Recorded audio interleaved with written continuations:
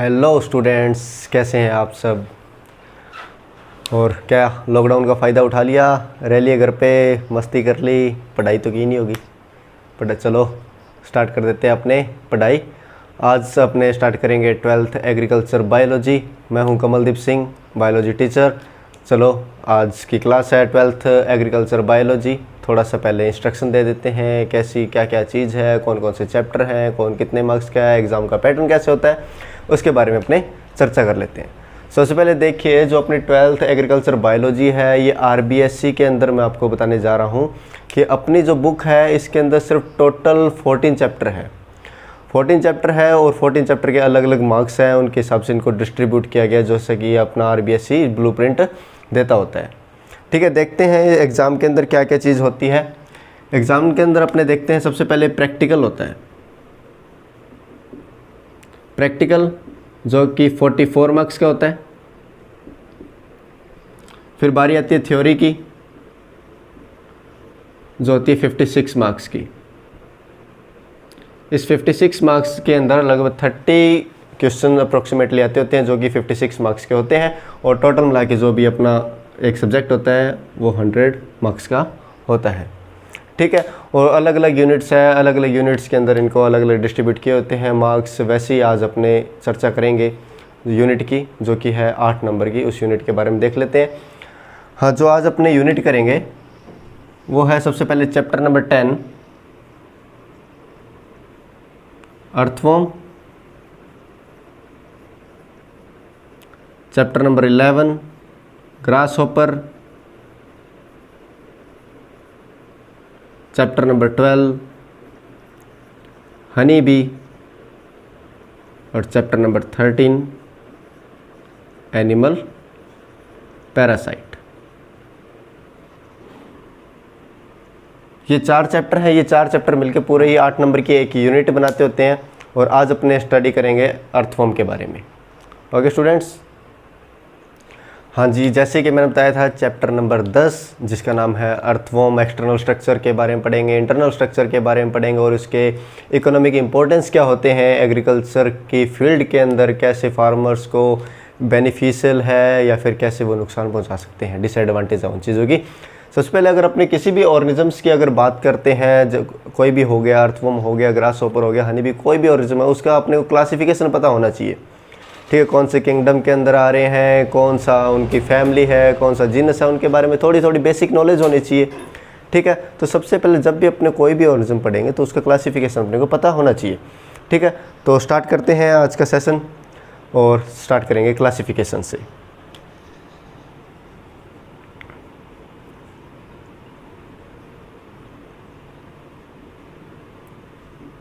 Classification के अंदर जैसे अपने को पता है, सबसे पहले क्या होता है, kingdom.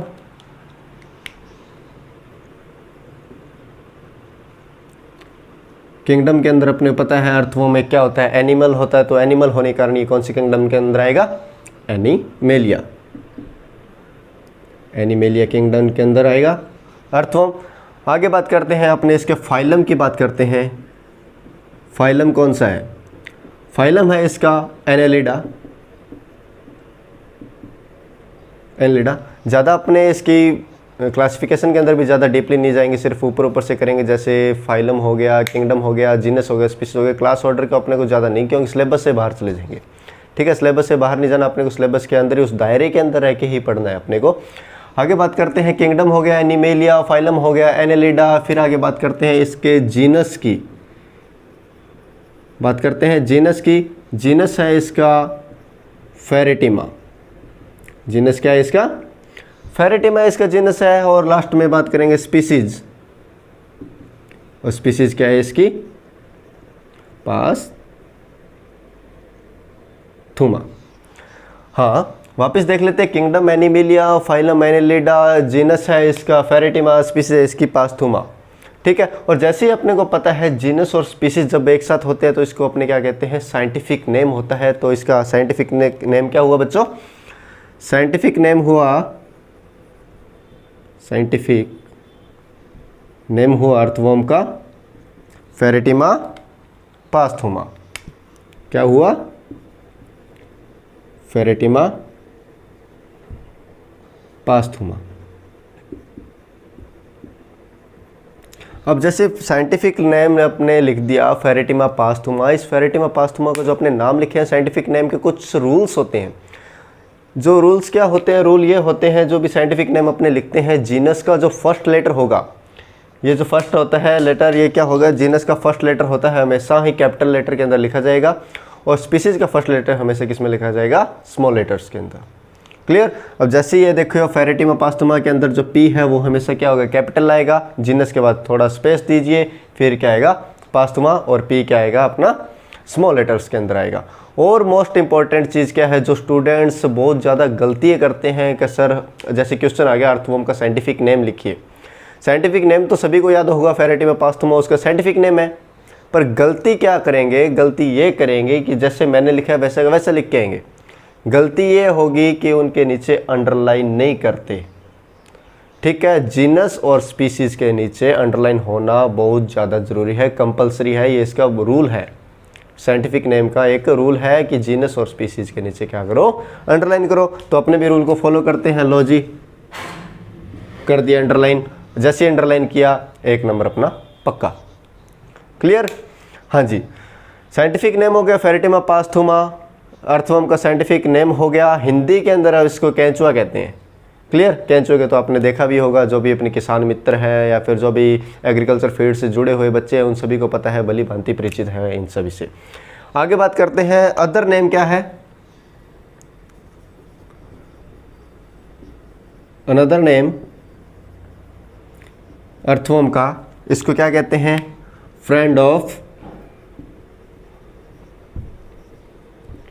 Farmer. Friend of farmer के नाम से भी इसे जाना जाता है। ठीक है, फ्रेंड ऑफ फार्मर मतलब किसान का मित्र कहते हैं, किसे कहते हैं, अर्थवर्म को कहते हैं। क्लियर हुआ। आगे अपने बात करते हैं, आगे बात करेंगे अर्थवर्म की स्ट्रक्चर के बारे में, अर्थवर्म की स्ट्रक्चर के बारे में बात करेंगे। हाँ जी, अब स्ट्रक्चर होती है कोई भी किसी भी ऑर्गेनिजम्स की बात कर लीजिए, वो सभी स्ट्रक्चर 2 टाइप की होती है, एक तो एक्सटर्नल स्ट्रक्चर, दूसरी internal structure. External structure means अगर वो बाहर से देखने पर ऑर्गेनिज्म कैसा दिखता है अपने को, मतलब देखने पर कैसा है, लंबा है, पतला है, दुबला है, चौड़ा है, कैसा है वो। इंटरनल स्ट्रक्चर को तो अपने को डाइसेक्शन करना पड़ेगा, तभी वो अपने को इंटरनल स्ट्रक्चर दिखेगी। क्लियर। और साइंटिफिक वे के अंदर अपने बात करते हैं, साइंस के लिहाजे से अपने बात करते हैं, अगर अपने एक्सटर्नल स्ट्रक्चर को अपने स्टडी कर रहे हैं, एक्सटर्नल स्ट्रक्चर को अपने स्टडी करते हैं तो उसे कहते हैं मॉर्फोलॉजी। क्या कहते हैं स्टूडेंट्स, मॉर्फोलॉजी। और जब अपने इंटरनल स्ट्रक्चर को जब अपने स्टडी करते हैं उसे अपने क्या कहते हैं, एनाटॉमी। एनाटॉमी करने के लिए एक बात याद रखना, डाइसेक्शन करना जरूरी है। ठीक है। हाँ, स्ट्रक्चर के अंदर अब जैसे मैंने बताया था, फर्स्ट ऑफ ऑल क्या होगी, morphology. Morphology means study of external structure. Study of external structure is known as morphology, and second thing is anatomy. Anatomy क्या होती है, study of internal structure. Clear. आज अपने जो बात करेंगे, आज की जो वीडियो है वो सिर्फ है अर्थवर्म की मॉर्फोलॉजी के बारे में पढ़ेंगे, मतलब वो दिखने में बाहर से अगर अपने किसी अर्थवर्म को देखते हैं वो अपने को कैसा दिखता है, उसकी लेंथ कितनी है, अगर वो अपने को पता है वो फाइलम एनेलिडा के अंदर आ रहा है, एनेलिडा का अपने को पता है कैरेक्टरिस्टिक्स फीचर क्या है, उसकी बॉडी पर मेटामेरिक सेगमेंट्स प्रेजेंट होंगे, मतलब एक डेफिनेट नंबर के अंदर उसके अंदर सेगमेंट्स प्रेजेंट होंगे। सेगमेंट मतलब छोटे छोटे टाइनी क्या कहेंगे अपने खंड या फिर डिविजन्स प्रेजेंट होंगी। क्लियर। आगे चलो अपने देखते हैं इसकी एक्सटर्नल फीचर्स। हाँ जी, स्टार्ट कर देते हैं अपने मॉर्फोलॉजी के अंदर। मॉर्फोलॉजी के अंदर फर्स्ट पॉइंट अपने बात करते हैं, देखते हैं अर्थवर्म का फर्स्ट पॉइंट। फर्स्ट पॉइंट की बात करते हैं, क्या होता है, इट इज़ ए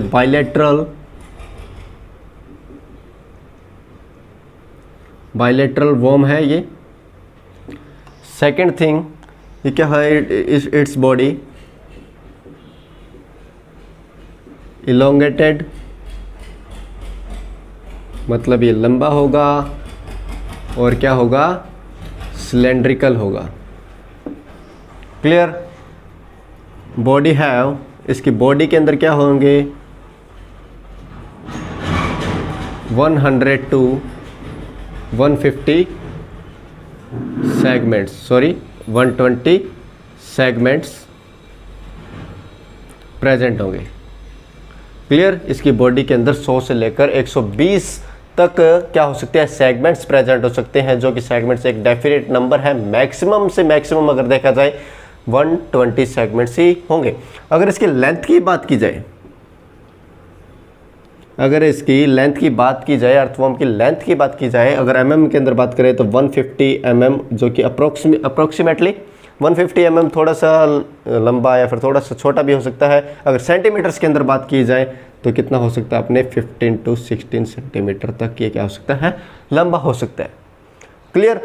हाँ, इतना आपने देख लिया। अगर बाहर से अगर अपने देखते हैं किसी भी अर्थवर्म को देखेंगे तो उसकी बॉडी बायलैटरल होगी, बॉडी इलोंगेटेड लंबी होगी, सिलेंड्रिकल होगी, और क्या होगी, बॉडी के अंदर 100 to 120 सेगमेंट्स प्रेजेंट होंगे। लेंथ क्या होगी, 150 mm या फिर 15 से 16 सेंटीमीटर इसकी लेंथ हो सकती है। आगे बात करते हैं पॉइंटेड एट, इसकी जो बॉडी है pointed at last segment, pointed at last segment, मतलब इसकी जो बॉडी है, जो उसका लास्ट सेगमेंट होगा, जो 120 नंबर सेगमेंट कह दीजिए, ठीक है, वो क्या होगा, लास्ट से तीखा होगा, पॉइंटेड होगा। जो लास्ट सेगमेंट है उसका सेगमेंट का नाम होता है एनस सेगमेंट। ठीक है, एनस सेगमेंट क्यों कहते हैं, क्योंकि यहाँ से जो एक्सक्रीटरी प्रोडक्ट है या फिर जो वेस्ट प्रोडक्ट है वो एक्सक्रीट होता है। क्लियर हुआ। हाँ, आगे जो फर्स्ट सेगमेंट है spherical at first segment, spherical at first segment, मतलब फर्स्ट सेगमेंट के अंदर क्या होगा, ये थोड़ा स्फेरिकल होगा। ठीक है सॉरी, फर्स्ट सेगमेंट के अंदर क्या होगा, थोड़ा स्फेरिकल होगा। आगे अपने बात कर लेते हैं, ये तो था अपना first point complete. Second point की बात करते हैं, इसका कलर कैसा है। कलर कैसा है, जिन सभी ने देखा है अर्थवर्म को उनको तो सभी को पता होगा कैसा होता है। अगर नहीं देखा तो अपने बता देते हैं कैसा होता है कलर। हाँ जी, बात करते हैं कलर। कलर होता है, या तो आप इसे कह दीजिए रेडिश ब्राउन, क्या कहोगे, रेडिश ब्राउन कलर का कह दीजिए, या फिर इसे अपने क्या कहेंगे, कॉपर कलर्ड, क्या होगा, कॉपर कलर का होगा। क्लियर हुआ स्टूडेंट्स। ओके, नेक्स्ट अपने बात करते हैं इनके सेगमेंट्स के नाम हैं, इनके पर्टिकुलर इनके सेगमेंट्स के नाम हैं, उन सेगमेंट्स के नाम के बारे में अपने देख लेते हैं। ओके, जो फर्स्ट नंबर सेगमेंट है, ठीक है, सेगमेंट नंबर 1, ठीक है, सेगमेंट नंबर 1 का नाम है पेरिस्टोमियम, पेरिस्टोमियम। क्लियर। और एक क्या खास बात है अर्थवर्म की, अर्थवर्म के अंदर हमेशा हेड एब्सेंट होगा, अर्थवर्म के अंदर क्या होगा, हेड एब्सेंट होगा। क्लियर। आगे फर्स्ट सेगमेंट का नाम है पेरिस्टोमियम, जबकि एक पेरिस्टोमियम जो फर्स्ट सेगमेंट है इसके सामने एक फ्लैशी स्ट्रक्चर प्रेजेंट होगी। फ्लैशी मतलब जैसे अपने कोई टोपी होती है, कैप, ठीक है, जो सर पे पहनते हैं कैप, तो जैसे उसके सामने जो छज्जा होता है वैसे एक फ्लैशी स्ट्रक्चर उसके सामने हैंग करती है, जो फर्स्ट सेगमेंट है। अगर मान लीजिए ये अर्थवर्म है, ठीक है, इस अर्थवर्म के सामने एक मेरी अंगुली की तरह क्या है, एक फ्लैशी स्ट्रक्चर हैंग मतलब लटकती हुई दिखेगी, जो एक क्या कहेंगे सेंसरी ऑर्गन की तरह काम करती है। ठीक है, सेंसरी ऑर्गन की तरह काम करती है। उस फ्लैशी स्ट्रक्चर का क्या नाम है, उस फ्लैशी स्ट्रक्चर का नाम है प्रोस्टोमियम। क्या नाम है जी, प्रोस्टोमियम। प्रोस्टोमियम का क्या फंक्शन है, it is a sensory organ, ठीक है, ऑफ अर्थवर्म्स बॉडी। क्लियर हुआ सभी को। आगे जो फर्स्ट सेगमेंट है जिसको अपने पेरिस्टोमियम कहा था, इस पेरिस्टोमियम में क्या प्रेजेंट है, फर्स्ट सेगमेंट के अंदर क्या प्रेजेंट है, माउथ प्रेजेंट है। किसका माउथ, अर्थवर्म का माउथ। क्लियर हुआ बच्चों।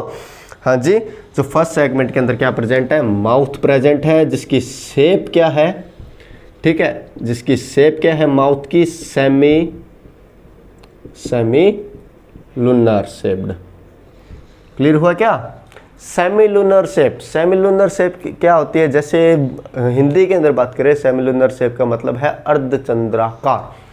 जैसे अगर मैं बात करता हूँ, ये पूरा का पूरा मान लो एक चांद है, ठीक है, इसको इतना काट दीजिए, ठीक है, तो ऐसी शेप का उसके अंदर क्या प्रेजेंट होता है? माउथ प्रेजेंट होता है। कौन से सेगमेंट के अंदर? सेगमेंट नंबर 1, जिसका क्या नाम है? पेरिस्टोमियम। पेरिस्टोमियम के सामने क्या प्रेजेंट है? एक फ्लैशी स्ट्रक्चर प्रेजेंट है जो एक सेंसरी ऑर्गन की तरह काम कर रही है, जिसका नाम है प्रोस्टोमियम। क्लियर हुआ? ठीक है, आगे बात करते हैं, देखते हैं थोड़ा सा। हाँ जी, आगे बात करते हैं इसके सेगमेंट के। आगे जो चल रहा है सेगमेंट के अंदर पेरिस्टोमियम प्रोस्टोमियम पढ़ लिया, आगे वाले सेगमेंट्स पर चलते हैं। इसका सेगमेंट नंबर नोट कीजिएगा 5 और 6, 6 और 7, 7 और 8, 8 और 9 नंबर जो सेगमेंट है। इन सेगमेंट पे ऊपर क्या प्रेजेंट है? छोटे छोटे पोर्स प्रेजेंट है। इन पोर्स का क्या नाम है? स्पर्मेटिकल पोर्स। क्या प्रेजेंट है? स्पर्मेटिकल पोर्स प्रेजेंट है। क्लियर हुआ? आगे अपने बात करते हैं सेगमेंट्स के अंदर 3 नंबर पॉइंट। सेगमेंट्स के अंदर 3 number point, most important point, ठीक है, जो अर्थवर्म का segment number 14th, 15th and 16th number जो सेगमेंट है, ठीक है, 14th, 15th, 16 नंबर सेगमेंट है, वो क्या है? आपस के अंदर मिक्सड अप है, ठीक है। इनको अपने अगर बाहर से देखोगे इन सेगमेंट्स को, तो ये अपने को अलग अलग नहीं दिखेंगे, ये तीनों सेगमेंट है एकदम आपस के अंदर मिले हुए दिखेंगे, ठीक है।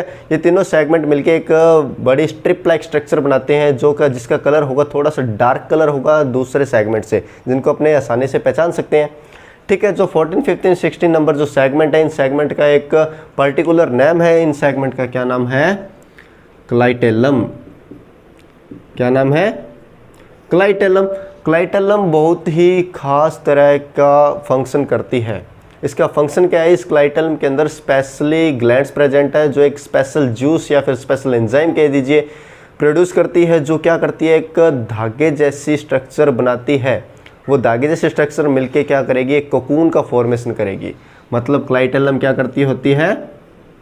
Cocoon formation. कोकून फॉर्मेशन क्यों करेगी? क्योंकि at the time of copulation, जब कॉपुलेशन के बाद में जब क्या होगा? एग रिलीज करेगा, अर्थवर्म एग रिलीज करेगा, तब क्या करेगा? वो एक सैक लाइक स्ट्रक्चर है, वो इस धागे जैसी स्ट्रक्चर के अंदर वो क्या होगा? एक इकट्ठा रहेंगे कोकून। और जब जैसे इनकी फेवरेबल कंडीशन आएगी, ठीक है, इंक्यूबेशन पीरियड कंप्लीट होगा, तब वो क्या होंगे? हैच हो जाएंगे उनमें से बाहर। क्लियर हुआ? और कॉपुलेशन कौन से पीरियड के अंदर करता है? ये रेनी सीजन के अंदर करता है, और एट द नाइट, ठीक है, नाइट को करता होता है। क्लियर? आगे सेगमेंट के अंदर अपने बात करते हैं। सेगमेंट के अंदर बात करते हैं आगे क्या है? ये देखिए, सबसे पहले हर्मेफोडाइट है। ये हर्मेफोडाइट का मतलब क्या होता है? 11th में पढ़ा होगा हर्मेफोडाइट क्या होता है। हर्मेफोडाइट मतलब जब male and female genital organs same organisms के अंदर प्रेजेंट होते हैं, ठीक है, male and female genital organs जब सेम ऑर्गेनिजम्स के अंदर प्रेजेंट होते हैं, उसे अपने क्या कहते हैं? हर्मेफोडाइट। मतलब इसके अंदर मेल और फीमेल एक ही बॉडी के अंदर प्रेजेंट है। अब देखने कौन कौन से नंबर ऑफ सेगमेंट्स पर प्रेजेंट होगा, ठीक है, मेल कौन से नंबर पर प्रेजेंट है और फीमेल जेनिटल ऑर्गन्स कौन से नंबर पर प्रेजेंट है। चल देखते हैं। सबसे पहले इसके अंदर बात करते हैं नंबर 1। सबसे पहले बात करते हैं फीमेल जेनिटल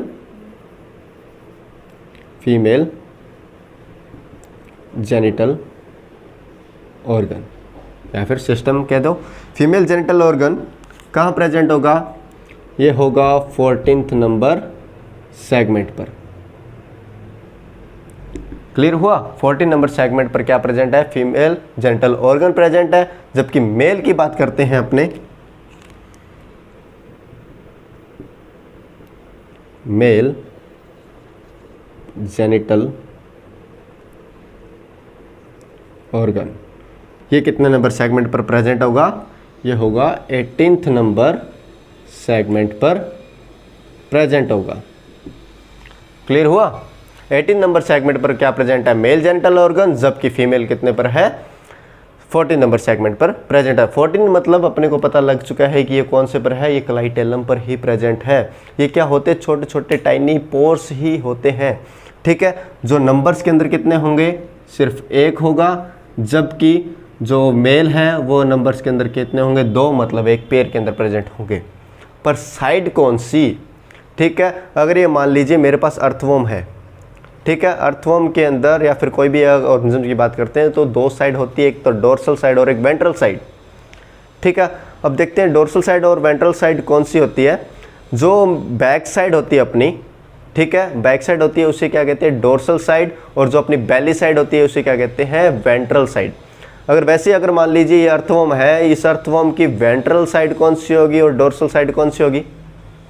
ठीक है, जो भी अर्थवर्म जैसे ये सॉइल के साथ में लोकोमोशन मतलब मूवमेंट कर रहा है, ठीक है, जो एरिया जो इसका सॉइल के साथ में जुड़ा हुआ है, अटैच है, इसे अपने क्या कहेंगे, वेंट्रल साइड। जो इसके ऊपर वाली साइड जो अपने को दिखेगी इसे अपने क्या कहेंगे, डोर्सल साइड। ठीक है, अब जो 14th और 18th नंबर सेगमेंट है जहाँ पर फीमेल और मेल प्रेजेंट है, ये दोनों कहाँ प्रेजेंट है, वेंट्रल साइड के अंदर प्रेजेंट है। क्लियर हुआ क्या, क्या है, ये दोनों कहाँ प्रेजेंट है, वेंट्रल साइड पर ही प्रेजेंट है। क्लियर हुआ।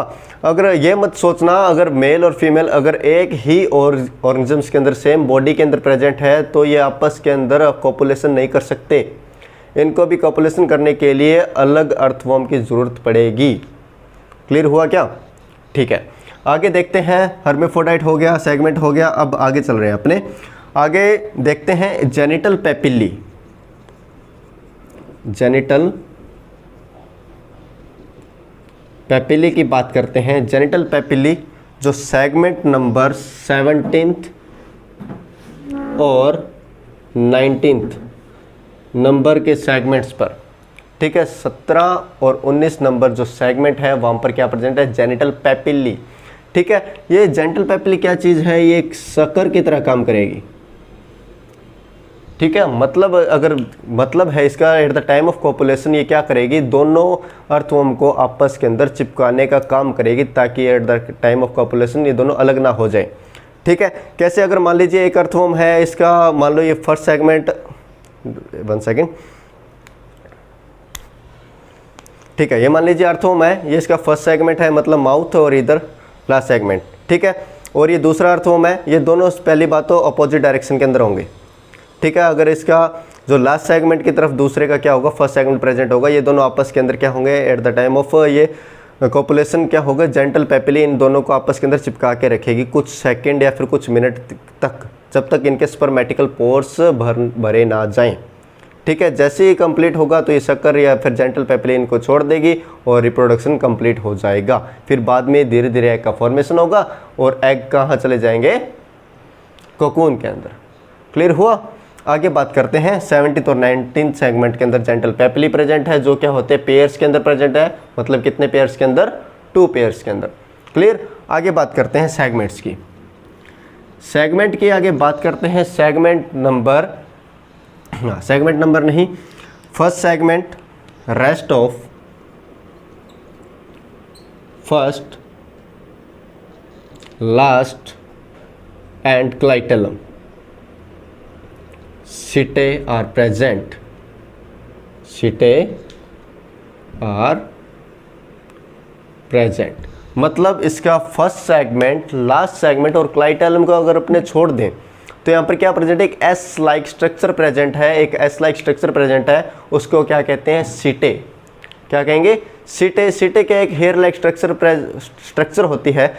इधर देखिए, अगर मान लीजिए कोई भी अर्थवर्म है, ये अर्थवर्म का कोई भी एक सेगमेंट है, ठीक है, इस सेगमेंट के अंदर क्या प्रेजेंट है, ऐसी कुछ एस लाइक स्ट्रक्चर प्रेजेंट है। ठीक है, जिन्हें क्या कहते हैं, सीटे कहते हैं। ठीक है, इस सीटे क्या करती है, कंट्रैक्शन अंदर रिलैक्शन करके क्या करेंगी, लोकोमोशन के अंदर इनका हेल्प करवाती है, मतलब लोकोमोशन करने का काम करेगी। क्लियर हुआ। आगे आगे अपने बात करते हैं लास्ट सेगमेंट के अंदर, इधर देखते हैं।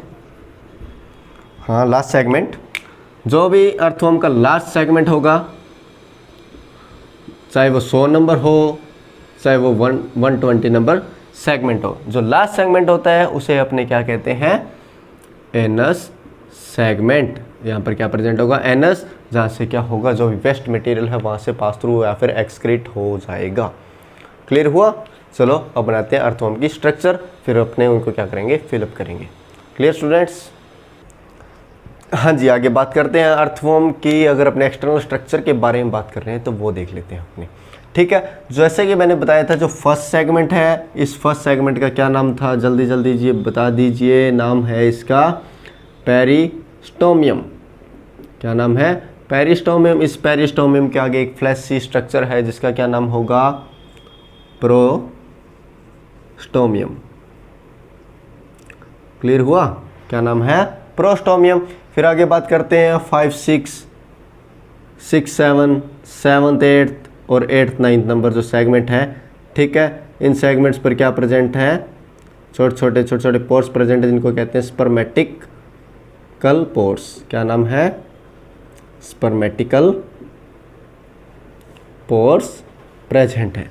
ठीक है, फिर आगे क्या बताया था, जो सेगमेंट नंबर 14, 15, 16, ये 14, 15, 16 नंबर जो सेगमेंट है, इन सेगमेंट को अपने बाहर से देखकर नहीं बता सकते कि ये सेगमेंट है, क्योंकि ये तीनों सेगमेंट आपस के अंदर मिक्सड अप हो चुके हैं और एक बड़ी स्ट्रिप लाइक स्ट्रक्चर बना चुके हैं, जैसे कि मैंने यहाँ पर दिखाई है स्ट्रिप लाइक स्ट्रक्चर। ठीक है, जैसे देख रहे हैं पूरा का पूरा जो अर्थवर्म है इससे थोड़ा सा ज़्यादा डार्क रेडिश कलर की है। ठीक है, स्ट्रिप लाइक स्ट्रक्चर का नाम क्या है, इस स्ट्रक्चर का नाम है क्लाइटेलम। ये क्लाइटेलम ही क्या करती है, कोकून का फॉर्मेशन करती है।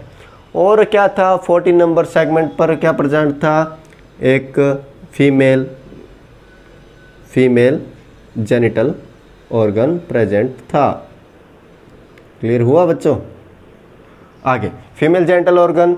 18th पर क्या प्रेजेंट था, एक पेयर के अंदर मेल को मैं साइन से डिनोट कर रहा हूँ, मेल जेनिटल ऑर्गन।